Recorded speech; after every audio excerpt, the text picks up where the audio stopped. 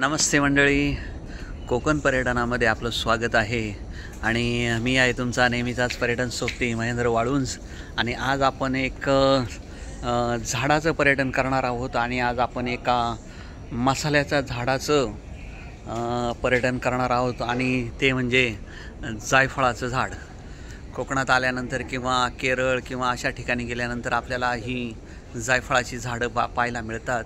आणि झाडावरती अशा प्रकारे जायफळ येतं, आणि हे जायफळाचे फळ आहे.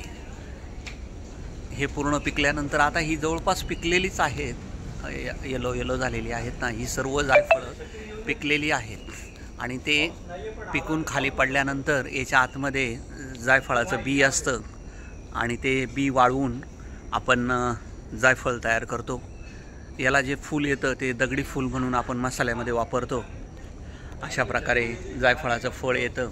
हे जरा थोडंसं कच्चं आहे, पण आता ही खाली जो सडा पडला आहे तो जायफळाचा खाली पडल्यानंतर ही अशा प्रकारे फुटून त्यामधलं आतमधलं बी काढलं जातं. कोकणामध्ये बहुतांशी ठिकाणी अशी जायफळाची झाडं आपल्याला पाहायला भेटतात.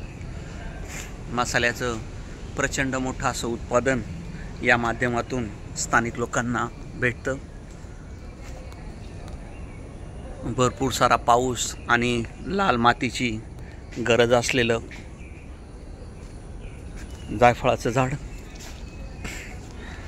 कोकणात आल्यानंतर प्रत्येकाच्या घराजवळ अशा प्रकारची वाडी असते, आणि त्या वाडीमध्ये खूप साऱ्या प्रकारची मसाल्याची झाडं लावलेली असतात.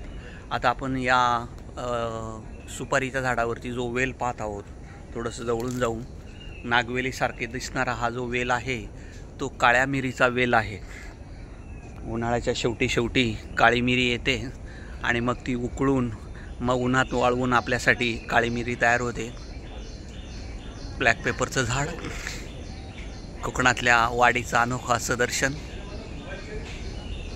बाय मंडळी.